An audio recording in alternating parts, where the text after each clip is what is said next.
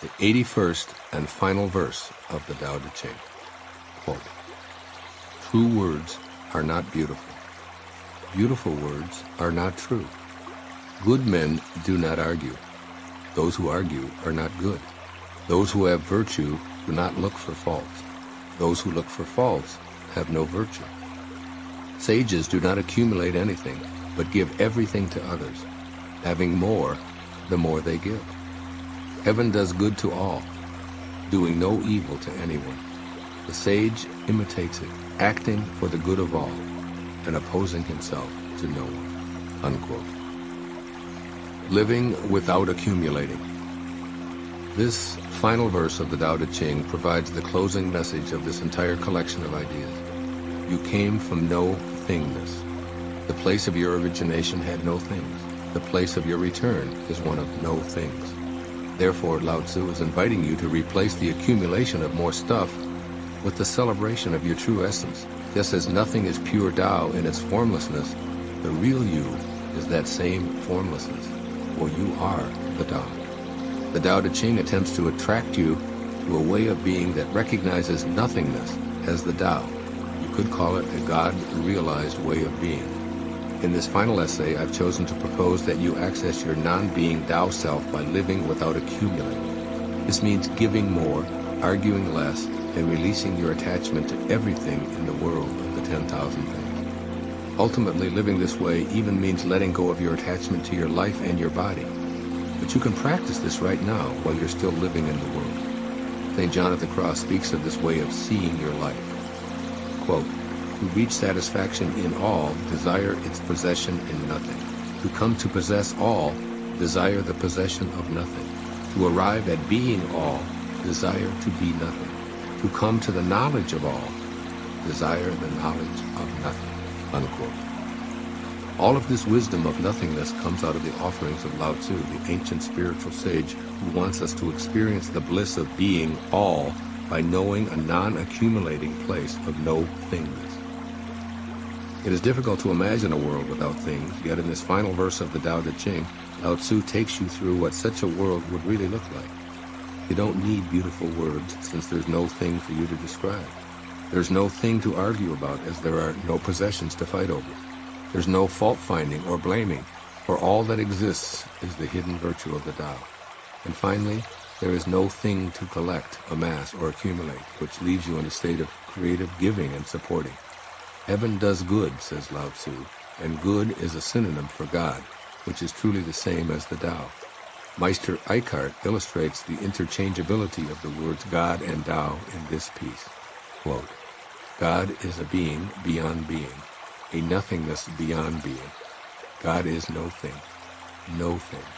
God is nothingness, and yet God is something." Unquote. You're encouraged in this final verse of the enduring and amazing Tao Te Ching to do all that you can to imitate heaven while you're still here in form. Try out these suggestions from Lao Tzu as you change your thoughts and ultimately your life forever. First, quit accumulating points for being right. Let go of your propensity for argument and replace it with a willingness to allow anyone with whom you have a disagreement to be right. End your quarreling ways by simply telling the other person something like this: "You're right about that, and I appreciate hearing your point of view." This ends the argument and eliminates blame and fault-finding at the same time. Change ego's need to be right by using the Tao-based statement, "You're right about that." It will make your life so much more peaceful. And secondly, reduce yourself down to zero or no thingness. Observe your body and all of your belongings, and then put them into the changing world context. Keep this statement from Mahatma Gandhi in mind. Quote, "If you would swim on the bosom of the ocean of truth, you must reduce yourself to zero." Unquote. So from a place of no thingness or zero, become the observer, seeing what you accumulate in the world of things. From this perspective, you'll find that nothing can ever truly be real in such a world. Practice this exercise whenever you're feeling attached to your possessions or your point of view. D.H. Lawrence dramatically captures this idea. Quote, "Are you willing to be sponged out, erased, canceled, made nothing? Are you willing to be made nothing, dipped into oblivion? If not, you will never really change." Unquote. Now glance again at the title of this book you're listening to. Change your thoughts, change your life. Living the wisdom of the Tao. Be willing to change. Do the Tao now. I leave you with these words of Lao Tzu from Tao Te Ching, a new translation, which were translated by Sam Hamill. Here's the final verse. Quote, "The sage does not hoard and thereby bestows. The more he lives for others, the greater his life. The more he gives to others, the greater his abundance." Unquote. Copy these words by hand, study them, and put them into practice at least once each day. You will energize the flow of the Tao in your life, in this world of 10,000 things. Namaste.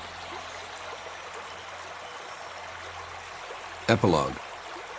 I close this year-long project on a personal note to share with you how these 81 verses unexpectedly increased my personal sense of awe and incredulity concerning the power and vast wisdom in this ancient classic.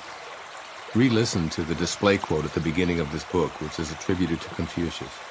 Legend has it that this master was so impressed by Lao Tzu's influence that he sought him out for consultation on etiquette and rules, which was the major focus of Confucian philosophy, but considered to be a hypocrisy and nonsense by Lao Tzu. After meeting Lao Tzu, Confucius told his disciples that the man was a sage, a dragon, with mysterious powers beyond the understanding of most people, including Confucius himself. Throughout the writing of these 81 short essays, I felt an almost mystical attraction to Lao Tzu. In the early verses, I thought of him as a great educator offering all of us advice on how to apply his wisdom from an ancient Chinese perspective to our modern world. As time passed and I became more engrossed in his teaching, I began to feel that Lao Tzu was speaking directly to me, and then through me to you, and even to coming generations. It felt at times as if Lao Tzu was intently saying that we had to get these important messages or perish as a civilized society. As this book unfolded, there were times that I could even feel his presence. When I concluded writing this manuscript, I had an unavoidable and painful opportunity to experience the dragon-like qualities that impressed Confucius. Through the Tao Te Ching, Lao Tzu gave me insight into the way to confront the winds and clouds of time and space, along with what initially seemed to be an insurmountable crisis. As I reread the final edit of Change Your Thoughts, Change Your Life, I was presented with perhaps the greatest personal challenge of my life. I felt the deep internal hurt that often drives human beings into conflict. I felt the anger that allows people to think of themselves as victims and ultimately lead to the extremes of war that are addressed so frequently throughout the Tao Te Ching. My thoughts struggled with how Lao Tzu could speak of never having enemies. Surely it would be impossible for anyone to stay serene and feel connected to their source of love and well-being in the face of what I was going through. What good fortune could be hidden in this misfortune that seemed to emerge out of nowhere for no justifiable reason? Was I now to be the designated teacher for bad men? On and on went the questions within me as I read each verse.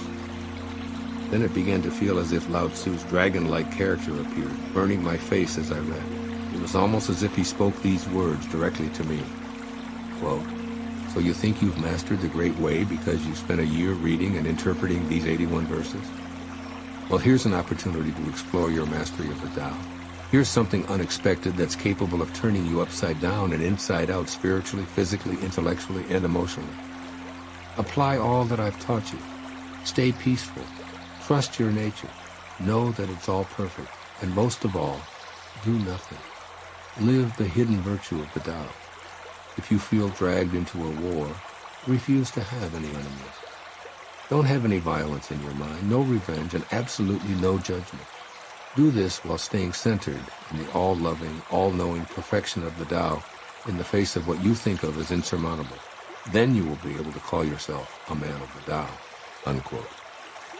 I began to feel that Lao Tzu was warming me with his dragon fire, as each verse was exactly what I needed each time I reread it. What at first seemed so hopeless and devastating became my ultimate calling, to live joyously and with deep gratitude for all that the Tao brings me.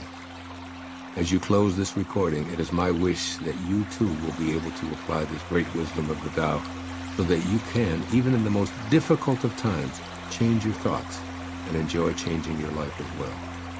I may not be a Tao master, but I am a man of the Tao. However, these words of the Tao Te Ching came to be written and to endure for over 25 centuries. I am deeply honored to have been called to help clarify them for you. I am at peace. Thank you, Lao Tzu. God bless you. Namaste.